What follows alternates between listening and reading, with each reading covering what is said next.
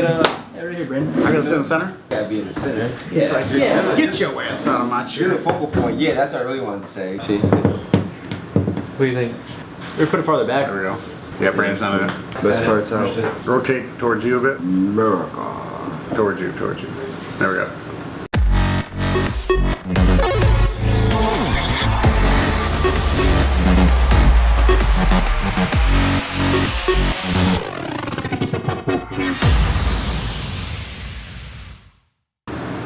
What's up, guys? Welcome back. We're at episode 16 of The Grand App Show. And we have a special guest today on, right? Client, friend, fellow grinder, working, right? We did that yesterday. It was so awesome. Yeah. Yeah, if you want, introduce yourself to the Grand Apps Nation, man. Hey, what's up, guys? John Stocki, founder and CEO of the Stocki Exchange, hospitality consulting firm, and hanging out with these guys today to do an episode of Grand Apps. Yeah, Thanks for having me on, guys. Absolutely, man. Thank you for joining. So it actually kind of fits with what we do with Grand Apps, like hospitality, restaurants, hotels. Because we have a lot of restaurant, hotel clients. Do you want to talk about a little bit maybe how you got into it, 50,000-foot view? Yeah, so I graduated here from Grand Valley, right in Grand Rapids, Michigan.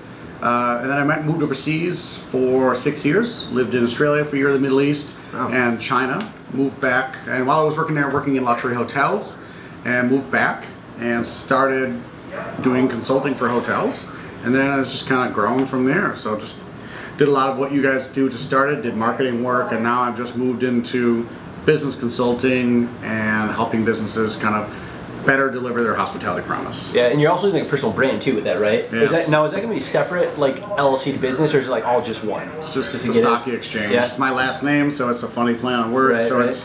it's the company, and then it's also public speaking. Right. We're doing a lot of that now. So Charles is actually the great Charles. We're gonna call him The Captain Charles. The Captain is He is the recording captain. a little promo video for me. So thanks for letting me borrow him to try to get more speaking gigs, talking all over the country with travel and tourism based places, and now moving into all kind of places like boating associations, golf course owner associations, bed and breakfast associations. So that's working out awesome. So I'm looking forward to continue that and hopefully help some people do better whatever they do. Right. Define hospitality. I feel like people say I'm in hospitality. People don't really know what that job actually is. So you explained a little bit. I didn't know when I was in college, like the Right. hospitality 'Cause degree. I'm like, there's what is it? There's classes for hospitality, and I was like, what is that actually? So explain a little bit more. Hospitality, I mean, breaks down basically if you're offering, hotels, food and beverage is a big encapsulation of that. But everything is hospitality. I mean, it's just like everything is marketing. Like everything is hospitality is customer service. It's taking care of people. Right. And every business has to do that. And a lot of people they forget about it. It's like, oh, well, I run a business now, so now my business is going to try to get you to buy something. So instead of like trying to worry about what you want, or you want as a person, me, I'm John, you're Brandon, what do you, that's hospitality, it's me, you're saying, I need an app for my business so I can do this. You're helping that guy deliver on whatever he's trying to do, or she's trying to do. That's hospitality, it's taking care of people. Traditionally it moves into the food and beverage, but every business is hospitality, customer service, whatever you want to say. It's so important for all businesses to do that well. And what's your life motto we were talking about? Or not maybe not life motto, but like your biggest thing that like you focus on. It's managing expectations and over-deliver. Nice. Which is actually Huge. company value. It's one of their company Above and values too. beyond, That's awesome. It's so important to like understand what people want and make sure that you're not promising the moon and then not being able to deliver on that. It's like, well, this is what we offer. Be personable. Be a real person. Say, this is what we do. Do you like it? Yep. Cool. I'd love to help you with whatever you. And everyone is helping someone do something. Right. So that's hospitality. No matter what, you call it a business, call it whatever you want. But like that part of it is super important. And certain people have an amazing skill in that. They love it. They have just an insane amount of empathy, and their life is just like to help other people. So they work in restaurants, and they just love the interaction with people. So that is a skill that not a lot of people have. Like, so do you go in and see people like you should just fire that person? Or like I mean, I'm not offensive, but like you should get rid of that person.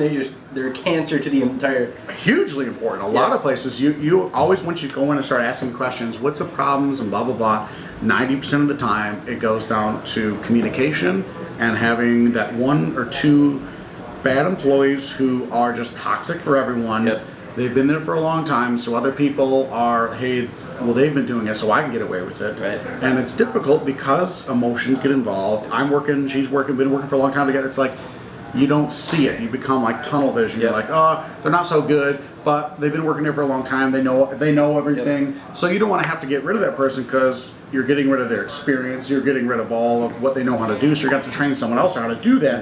And that's sometimes like too much. People like, I'm willing to put up with this part for the good skills that they have. Oh, I think that's bad. Well, then, but I think that's bad business ownership. It is. Anyways, because like they don't have the systems in place. You should invest in to have the systems in place, so you can just here you go, new hire. Read that. That's like 80% of it, and I'm gonna do the other 20. Yeah, but in hospitality, a lot of it does come from experience. I would It's agree. like, You can't teach how many- personality, right? Exactly. That's it.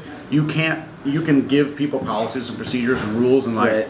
you can do this, but how much of it is kind of like just an innate talent that you have, Yep.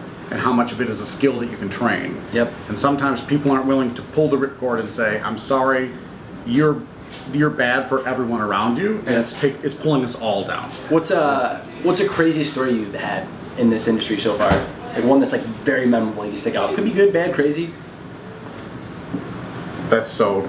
On the spot. See how we do it? This isn't scripted. It It's just the conversation. You know, it's going back one and big forth. thing that I find that's really, really bad, which really describes the point of context versus content, is, especially in hospitality, a lot of the jobs become repetitive. Yep. And a big part, I travel a lot, I fly a lot, and every time you go to get on an airplane, the people who are never happy is the person who's working behind the desk at check-in at the airport when you're at the gate. Yeah. You want to go up and ask that person a question, and they're never happy. Yeah. They always got, they're stressed, the plane's not on I time, always try to smile everything's when not on most of those time. people- It's like, you're like, hey, I just, I didn't get my ticket assigned yet. Can I make, not yet, we're not assigning tickets yet. Come back in 10 minutes. Don't stand in front of the counter. Like, Yeah. dude, like, I know that you had to do this 500 times today, but I didn't. Yeah. Like, you have to realize that I'm just a dude trying to get my ticket to get on the airplane, and Same thing with Secretary of State. Those people. government's the worst. Those are bad. So those are that bad. happens all the time, and that's the hospitality. That's that customer service bit that you have to be able to say, all the stressful things happening behind the scenes that the guests don't see. Right. And that's when a good hospitality experience happens. You don't notice it. So how do you? All right, then. Let's say you come in and you don't want to fire that employee, get rid of him. Then what do you do? What's like a mini action plan without giving away your secrets and your knowledge? Like Training. Yeah. Like how do you shift that mind? I mean, I guess if You you're- give them the opportunity to say, look, Yeah. this is not going well. We've given you, maybe you've already given you multiple chances. Right. Like, look, this is a make or break it time. My business is growing. You're either going to grow with it, or you're going to have to go on to something We've else. brought that up to our So team before. you can say, I'm going to make changes. These are the things I want you to do. These are the things. These are your faults, and you either have to be humble enough to say, I accept them, and I'm going to work on them, Yeah. or you're going to have to part places. So give the people the skills and the training, and you need to realize sometimes as a manager or owner, you have not provided a good environment for that person to succeed. Yep. You don't give them the skills, you don't give them the resources, and then you blame it on them when they're a bad employee. Yep. So most of the time it starts in here. I agree. Am Yeah. am I giving my people the opportunity to succeed? If I am, and then you're giving them the tools and the ability, and if they're not taking it and running with where you want to go, let them go run. Yeah. How do you get people to open up and do that though? I had one technique. We talked about it before, where people would be like scared to like present our product or talk about why they work at Grand App. So what I told people to do in the position is, whenever you face somebody, let's say you're going to buy a cup of coffee, make a conversation. Hey, this is what I do. Say you're getting pumping some gas. Talk to somebody next to you, just to like in regular life situations, besides talking to You did family really and well, friends. actually. Yeah. To just start talking Exactly. to people. That's what I did to open up, because I didn't go to school for sales. Yeah, which yeah. I wasn't gotta get supposed that to That was your confidence. hack? Huh? That was your little life hack you did? Swear to God. I know. I would just make That's pretty good. conversation. Like, there's a gas station right by my house. This guy named Rudy. I know him on a first name basis. I know everybody in that gas station on a first name basis, because every time I go in there, I'm making a goal to start conversation. Yeah. Just That's to a good increase thing. my communication And there's skills. no there's no sense of failure with that, which is one of the biggest parts that people don't want to go out and try to sell because people might say no. Right. But if you're doing it where there's no pressure involved, Exactly. you can't lose. The person might say, I don't want to talk to you, and then go away. But like, okay, but you're not going to lose anything. So Some there's relationship no with them. pressure behind it, kind of like a sales thing. Yeah. So if you can get confident enough starting conversations just about anything with people, then when it comes to like, hey, I'm actually going to try to maybe sell this person or tell them my benefits of what I'm offering, Yeah. that opens up Like that it, communication. yeah. You feel more confident, and then the more you know about your product, the more you feel confident to say, this is how I can help you with it. Yeah, that's one thing I think I want to work on well is like being more open to like newer people like at a gas station and make conversation, because